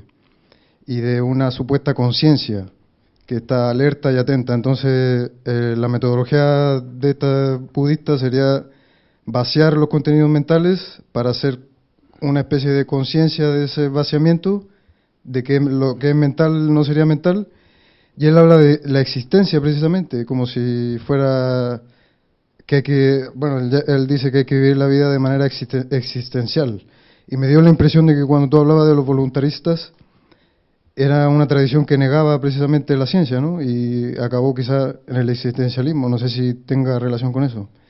Entonces, volviendo a lo de la metodología, por ejemplo, cuando habla del metodología alfa operatoria, beta operatoria, cuando se dice que se segrega el sujeto, ¿no? Se estaría segregando su intelecto, su voluntad. No, todo, el sujeto, las operaciones. Sí. Claro, pero entonces, ¿cuáles son los márgenes ahí para determinar el entendimiento, un entendimiento que no sea ni volitivo ni intelectual, sino, o siempre el entendimiento y la comprensión va a depender de la mente y la voluntad, por ejemplo? Para eso que decía don Gustavo, de lo de la percepción, el sentimiento, ¿son siempre procesos mentales o hay algo ahí? No, yo creo, vamos a ver. Bueno, también todo esto, en relación precisamente todo esto con lo del todo, ¿no? Quizá iría en conexión para buscar, lo que habla este místico era buscar el equilibrio entre ahí también entra esto lo de lo interior y lo exterior, ¿no? Como si lo exterior fuera lo científico, lo material que él dice, que identifica la ciencia, el cuerpo con lo material, y lo interior fuera la conciencia, una conciencia supuestamente inmaterial. A pesar de eso que se dice que no se ha encontrado el punto del cerebro donde está ubicada la conciencia, ¿no? Pero Descartes decía que la glándula pineal era el punto físico, material que conectaba estos dos mundos, quizás, ¿no? Entonces, todas estas cosas que son problemas, ¿no? Problemáticas. Bueno, vamos a ver. No.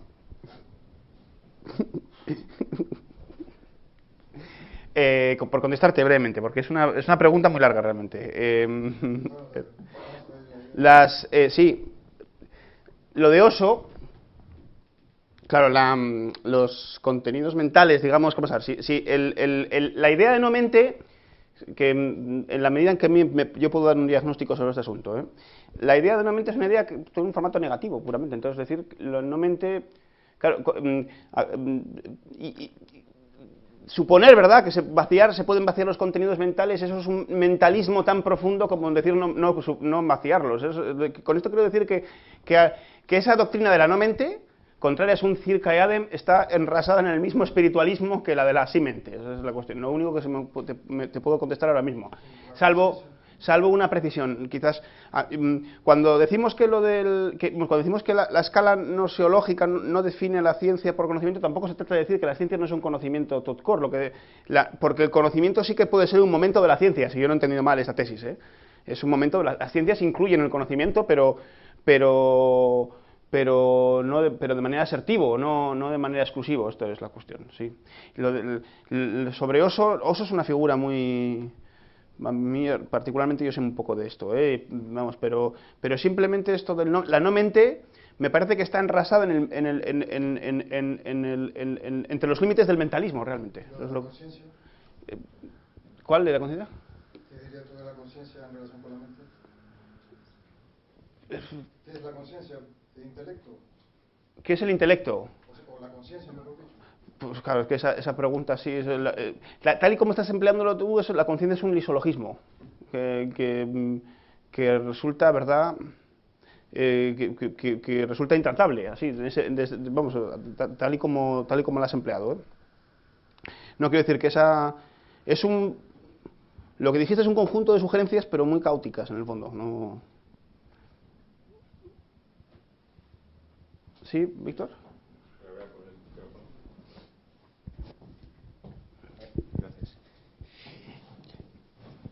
Yo quería, Íñigo, hacer un comentario respecto de los límites o no límites que pueda tener para un fundamentalista democrático la potestad del pueblo, ¿no? Creo, es decir, según lo has planteado, pareciera, y es verdad que en todo el discurso de Podemos parecería que no hay límite, es decir, que el pueblo, la voluntad del pueblo es absoluta. Y sin embargo hay un límite que todo fundamentalista democrático tiene que venerar, y utilizo deliberadamente el verbo venerar religioso, que son los derechos humanos. Ah, bueno, sí, sí. Es decir, que los derechos humanos y la separación de poderes.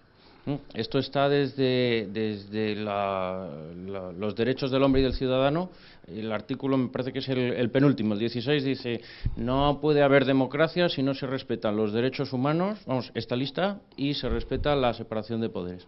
Y bueno, y que creo que es sencillamente, que creo que puede ser interesante introducirlo en el esquema, porque es peculiar, es decir, que el Estado, por ejemplo, que sustenta la propia democracia, no es un límite. Es decir, el pueblo democráticamente puede elegir la destrucción del Estado y eso es perfecto. Y sin embargo, sí hay un límite objetivo que se respeta y que, como insisto, se venera más que se respeta, es decir, ante el que todos se postran, que son los derechos humanos, y que es peculiar. No, tiene razón, Víctor, sí. Sí, eso es cierto. De alguna manera, eso que parecería que en la mayor parte de las pulsiones, de las pulsaciones, vamos, del fundamentalismo democrático, aparecería como una suerte de límite irrebasable. Claro, que que ese límite, ¿verdad? Pues claro, también podemos encontrar en la propia tradición voluntarista, ¿verdad?, de Scotto, por ejemplo, la voluntad infinita y omnipotente de Dios, pues se encuentra como el límite, al menos Scotto lo reconoce, y el principio de contradicción. De alguna manera, los derechos humanos es el principio de contradicción del fundamentalismo democrático, en ese punto. Sí, es cierto, eso es cierto. Lo que pasa es que luego los derechos humanos, pues claro, la mayor parte de las veces, claro, ni se cumplen ni se pueden cumplir, etcétera. Eso es verdad. Sí. Por supuesto. Sí, sí. Y quería hacerte otra pregunta, a ver si pudieras insistir, porque me interesó mucho una cosa que dijiste sobre la monarquía absoluta, que sí. negabas esta idea y bueno, que me gustaría, si puedes, por favor, que lo desarrolles, porque me ha parecido muy interesante. Claro, desde el punto de vista de la monarquía, vamos a ver, si empleamos aquí nos remitimos, ¿verdad?, la famosa clasificación que es muchas veces citada, etcétera, de Aristóteles sobre los regímenes políticos posibles en la política. Con la monarquía es cuando gobierna uno, y eso es imposible, eso es un límite, eso es absolutamente imposible. Entonces, porque eso supone además entender que el poder político puede ser una suerte de sustancia simple, y no lo es. Entonces la monarquía, y lo mismo se aplicaría a la noción de absolutismo, claro, o la noción de totalitarismo, etcétera, son nociones que en todo caso estarán situadas en a la escala émic de los propios actantes, pero étic, ¿verdad?, una monarquía absoluta, como puede ser la monarquía de Luis XIV, por ejemplo, el rey Sol, pues eso en realidad el cuerpo político de Francia en el reinado de Luis XIV el reino de Francia es un cuerpo político que es, por supuesto, complejísimo y que además, pues digamos, desde el punto de vista de su estructura política, pues claro, el poder habría que analizarlo más bien desde una teoría sintáctica no ya que reconozca tres, ¿verdad?, poderes, sino una complejidad muy múltiple, ¿verdad?, y plural de capas y ramas, como la que presenta el profesor Bueno en algunas ocasiones, por ejemplo, ¿verdad? Entonces, desde ese punto de vista, la aplicación de esa teoría sintáctica del poder político, yo creo que desbloquea el concepto de monarquía, tal y como lo interpreta Aristóteles. No puede ocurrir que gobierne uno, esa es la cuestión. Eso es. No sé si con eso he contestado. Sí, gracias.